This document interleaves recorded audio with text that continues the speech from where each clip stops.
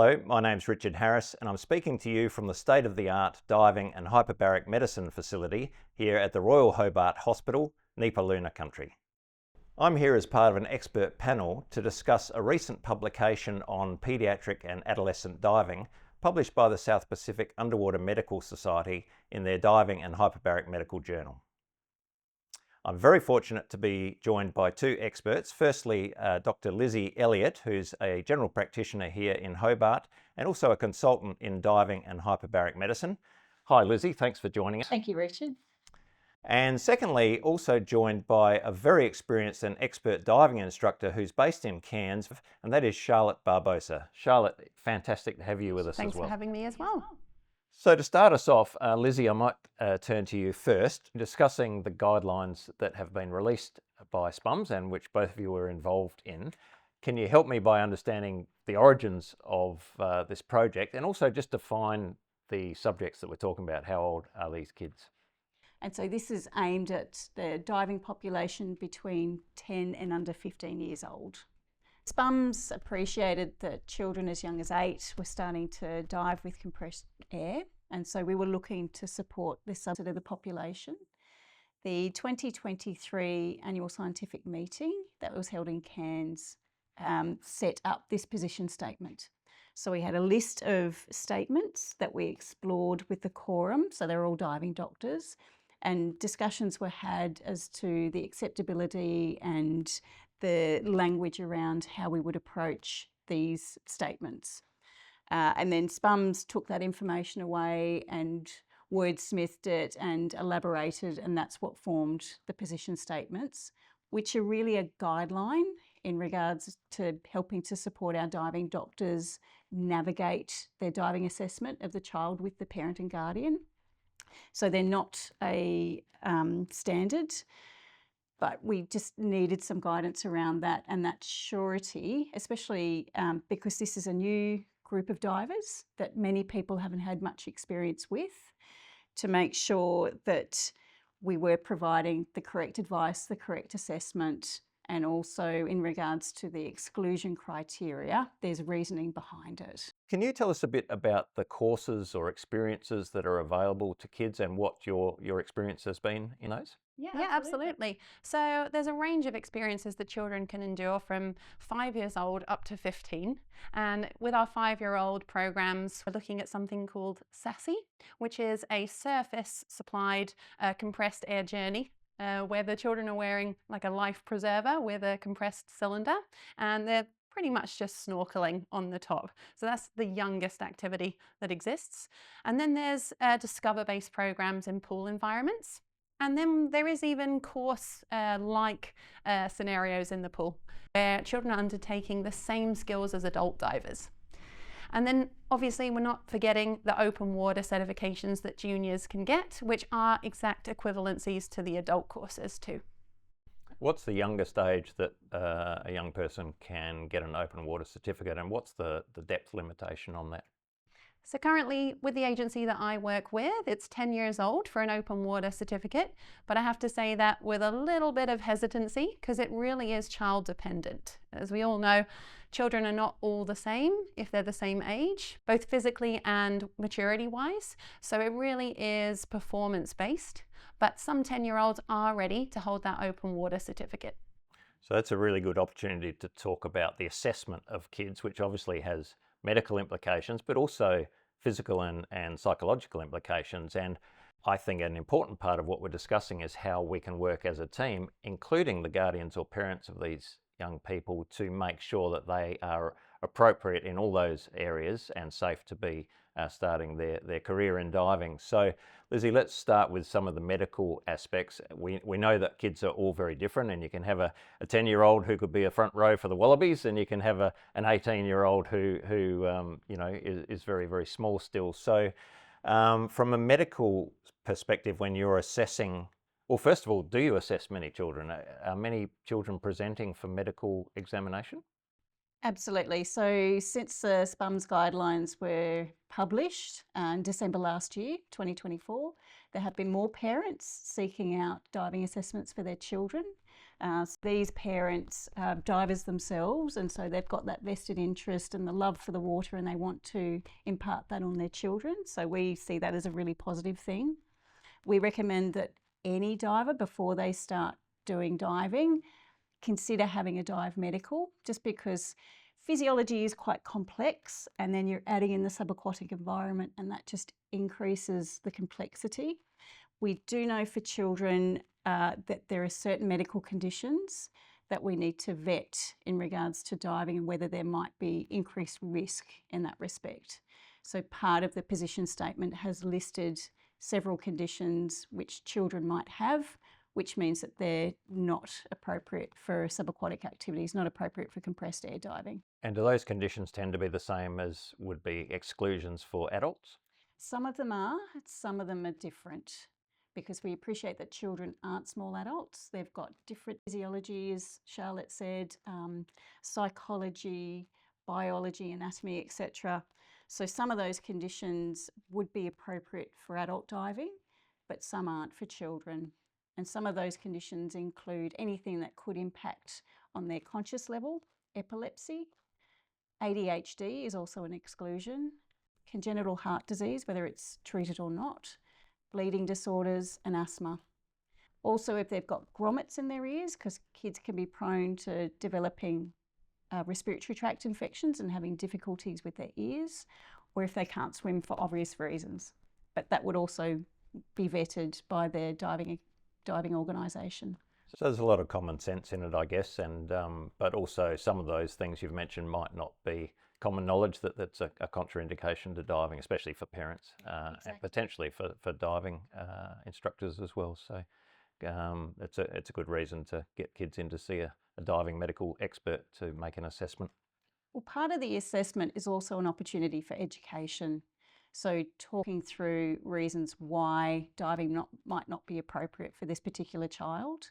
So whether diving might not be appropriate on that day, so we might not be able to give the clearance on the day, and so they could come back to have a review, or we might need to get more information. It could also be that diving's not appropriate until they're older, so until they're an adult, or it could be due to an underlying condition, diving's just incompatible for them altogether. My experience as a 13-year-old boy in Adelaide was knocking on the door of the dive shop and basically begging to do a dive course, and they would tell me to go away and come back in another year. And that anecdote kind of summarises my view on the role of the diving instructor in this assessment. Even if Dr. Elliott gives this child the green light, how do you see your role as a gatekeeper in keeping children safe, Charlotte? Well, I think the doctor's role is a challenging one because they're only going to consult with this child for a small amount of time, and that's not really enough time to assess attention span or retention of some things that they need to be safe as divers. So I think the instructor has a really important role in this three-way partnership that we're doing for this safety of these children, in that we are looking for attention span, we're looking for eye contact during briefings, we're asking questions that are open-ended, we're looking for swimming ability through certain games and snorkeling, things like this. Before we even put on dive gear, we're doing a lot of work with the child, a lot of assessment through these questions, activities, games, gear set up multiple times to see if that child is paying attention, following rules, and has general water safety. This also comes with a strong conversation with the parent and the child about the risks involved as well. Some of the recommendations, I believe, include having 2 adults with a child after they gain a certification. And have you got any stories about an adult who seems very enthusiastic for their child to dive, but perhaps that's the driving force? I'm really excited to talk about this point. I really do want to stress something here with the adult supervision. Not all adult divers are qualified to dive with adolescents. I think this needs to come with some sort of addendum, which is this adult maybe needs to be assessed in water by the instructor before we go in open water, with that adult being the second supervisor. I've definitely had many circumstances in my career where the adult's been the problem, and I've had to take my attention away from the child to deal with the adult. So anything that can distract me from the child probably isn't the best. But I know in the statements here in our new guidelines, it does say a competent diver. So I think there needs to be an emphasis on that, and maybe some sort of in-water assessment is what a strategy that I would use to assess that adult. One of the criticisms I've heard about children in diving has been what happens if it's the adult who needs rescuing or assisting and the young person is too small or incapable. But of course, that is a very common situation in an adult buddy pair, that there's a disparity in physical abilities or psychological robustness. And I think this two adult supervision really helps cover that off and reassures a lot of people that diving with a child can be made safer by having two competent adults, so that there's a bit of a backup there. You talked briefly about the very low and comforting statistics in terms of mortality rates in young people diving. When kids do have an accident in the water, what are the causes of death? So more commonly there's morbidity or injury from diving, and the most common injury is middle ear barotrauma.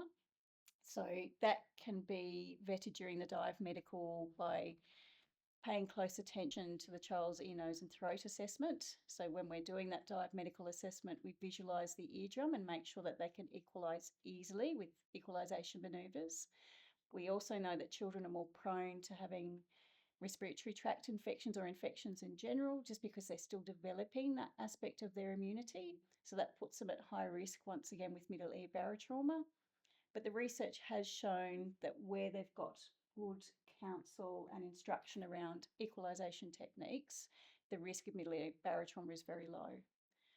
From the mortality statistics, so the main cause for death when we look at the root cause analysis, and this is taking a step back and looking at the steps that led up to the death, there's two aspects. One is panic underwater or running out of air. And those two things cause the child to need to have a rapid ascent to the surface or hawk up. And oftentimes they forget or they're unable to exhale appropriately.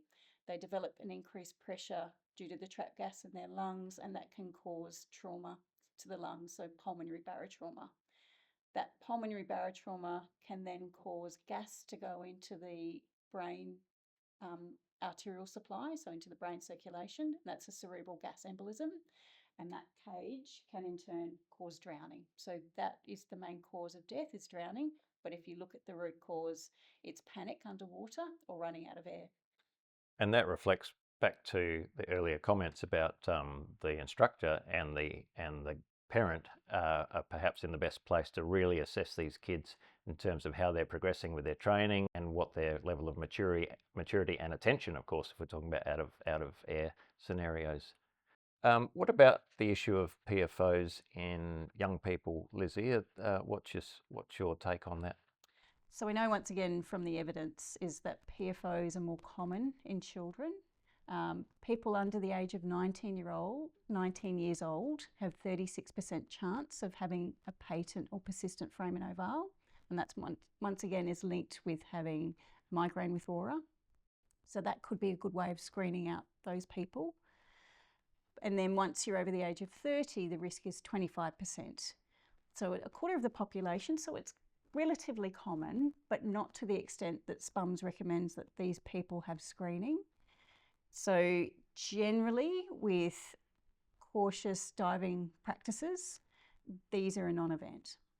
And I guess it's important to point out that even though a quarter of the diving population may have a PFO, 25% of our divers aren't getting bent on a regular basis. So there's more than just the fact that it's there, isn't there? There's something about the physiology in their particular situation which is more problematic for some divers. Exactly. As you say, any fatality, of course, is essentially unacceptable in young people in a recreational sport, but I think it's also important to think about the benefits potentially of diving. And Charlotte, you're probably best placed to answer this question. What do you see in young people? So many benefits to children undertaking something that's outside.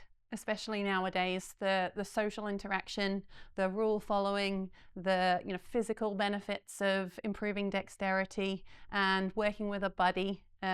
So much inside time now on tablets and devices that anything we can do to get children outside, I think, is a positive thing.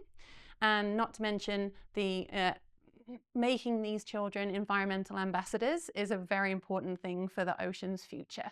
Let's talk about ears again, because I think training new divers to be able to equalise and avoid barotrauma of their middle ear is a really important part of being a good trainer. How do you approach this in young people, and what's the success rate in kids compared to adults? Do kids pick it up more easily, or do they struggle? So with children, ears are definitely a factor. You can definitely notice that equalization takes a lot more training and coaching to achieve properly than adults. And the instructor has to spend time and patience making sure it's done. They're also very susceptible to maybe not being truthful underwater. So the instructor has to be very zoned into facial cues underwater there and eye contact to see what's going on. However, even if we can equalise successfully in the pool with children, sometimes when I've taken them out to open water, it's still been a factor. We've not been able to descend past, say, 3 meters. So they're just not ready. Maybe the eustachian tubes are not developed enough to be able to equalise comfortably, and we have to be able to call the dive then. Yeah, so as Charlotte alluded to, there is a developmental limitation with eustachian tubes, the tube that helps us to equalise our ear. It's not developed until 12 years old.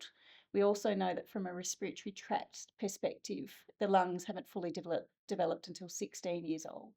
And so that's why we put the caveat about asthma and children with asthma, whether it's treated or not to dive, because there's too much of a physiological risk there in regards to gas trapping and potentially resulting in pulmonary barotrauma. So that's an important point, I guess, because many adults with mild asthma are okay to dive with certain caveats, but for people under 16 years of age, we have a much more black and white approach to asthma. Exactly. And also diabetes is an exclusion for children because of so many different factors. And plus it's just adding in an extra element of risk. SPUMS is supportive of adults with diabetes, type 1 diabetes, diving with certain caveats once again. So in that instance, if the child has diabetes, insulin-dependent diabetes, our advice is to come back when you're 18 for an assessment. How do kids go with picking up skills underwater? I know a lot of adults have trouble with competent buoyancy control, for example. How do kids go with that? Children are much easier than adults to train, much easier. Their buoyancy is amazing because their lungs are smaller, so they're able to hover and suspend themselves in water much easier than adults. They're also quite used to taking direction if they're in schools from teachers and superiors. So they do listen attentively and seem to follow demonstrations quite well. Having said that, they are more spontaneous than adults, and their panic threshold is definitely lower. So the supervision and ratios of training agencies I work with are much lower than adult classes. On the back of what Charlotte was commenting on, we know that our prefrontal cortex, which is the part of the brain that helps with executive functions such as supporting memory, maintaining attention, isn't developed until early 20s. So that definitely comes into play with kids. And from an ADHD perspective, for example, the reason why we've excluded that as a condition that's suitable with diving is because of that inattention coupled with the lack of development of the prefrontal cortex. Plus, with the medications that are often prescribed for ADHD, they can increase the risk for oxygen toxicity as well as nitrogen narcosis. So those elements just make it too dangerous to consider for the child to be able to dive safely. We also look to provide education during the diving assessment, so it's not just about doing the dive medical. It's also about educating the parent in regards to the child's health and well-being, and the fact that we're determining a degree of diving fitness on that day, but that might not carry through, and the situations or indications for which they might want to review their diving fitness. One of the statements in the publication also talks about the equipment requirements for kids. And again, Charlotte, perhaps to you for this one, how difficult is that in reality? So some manufacturers have full product lines for children, but this is really down to the dive school. We can't expect parents to purchase equipment for their children. It's not a cheap endeavour, and also they may have the tendency to buy something that the child's going to grow into, which just does not work practically. It has to fit them at that moment. So if the dive school is choosing to do children's programs, they really have to fully invest in that. There are certain issues with certain kinds of equipment. Primarily, it's the wetsuit availability, because we know children have more of a hypothermic risk than adults. And then we have fins that are small, so less powerful. So we do have to think about currents and environmental conditions that we take children into. But mainly what is quite readily available are extra small BCDs and small mouthpieces. That's quite a common thing. So we usually can fit that very well. But again, it is down to the dive school to make that investment. It does make a big difference to the child's success if the equipment fits or not. I think a common conception or misconception is that small kids struggle to stand up and walk around with full diving gear on. What's your experience there? I'd say adults have more of a problem than the children. Children are quite strong, and there are smaller tanks. They need less weight, and they will have adult supervision to help them in and out of the water. There are certain techniques we can do as instructors. Not everyone has to jump in from a standing position, so we can do seated entries or get our equipment on in the water and off. But I'd say there's nothing that's more difficult for a child than a small adult in that sense. Great. Well, thank you very much for watching. So look, whether you're a diving doctor assessing fitness to dive, whether you're a diver yourself with a young person who's keen to dive, or a diving instructor working in the industry, I hope this video has been of some use for you in guiding this process of working with young people. As well as thanking the Royal Hobart Hospital Diving and Hyperbaric Medicine Unit for allowing us to use this incredible facility, I'd also like to thank the Australasian Diving Safety Foundation for supporting the production of this film.